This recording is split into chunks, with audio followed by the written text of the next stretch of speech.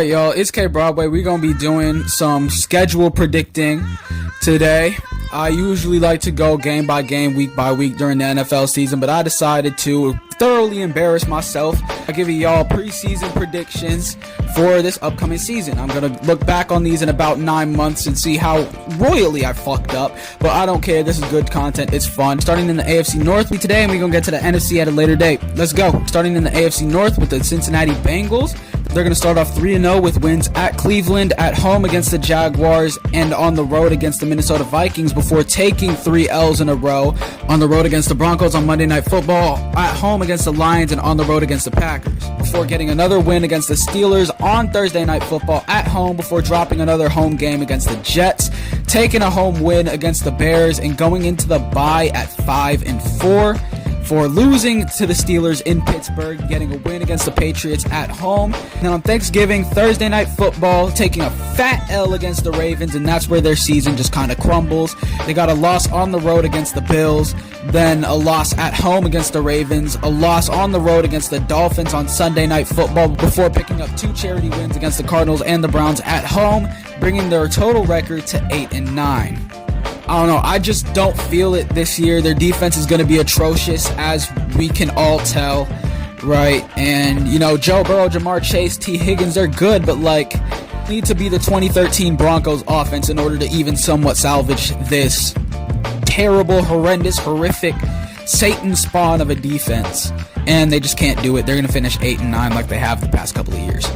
Up next, we got the Browns, and they have really, really bad expectations for this year, and it'll go just about as you expect. Taking an L week 1 at home against the Bengals, taking another L against the Ravens on the road, before getting their first win against the Packers at home, before dropping 2 straight, one against the Lions on the road, one at home against the Vikings. Then they do pick up 2 straight wins, one on the road against the Steelers, one at home against the Dolphins, before taking an L in New England against the Patriots, taking their week 9 bye, and then all hell broke loose. A loss at the Jets in New Jersey, a loss at home against the Ravens, and then they pick up their final win of the season in week 12, Las Vegas against the Raiders, before dropping games against the Niners at home, Titans at home, Bears on the road, Bills at home, Steelers at home, and Bengals on the road, to ultimately finish with a disgusting 4-13 record. They're going to go 2-7 at home, 2-6 on the road, and really, what else do you expect? They are the Cleveland Browns. They have 9,000 QBs on the roster, and none of them are good, right? So I wouldn't expect too much out of them anyways. Moving on to the one consistently great team in this division, the Baltimore Ravens. They're going to start out with a loss on the road against the Bills week 1 on Sunday Night Football.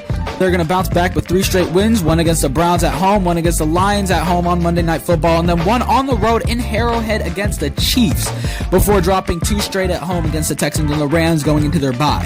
They pick up back-to-back wins at home against the Bears and on the road against the Dolphins on Thursday Night Football, before taking an L on the road against the Vikings, before picking up 6 straight wins at the Browns versus the Jets versus the Bengals on Thanksgiving, versus the Steelers at the Bengals, and then versus the Patriots, before dropping 2 straight road games against the Packers and the Steelers to end out the regular season, finishing with a very good 11-6 record, going 7-2 at home and 4-4 on the road.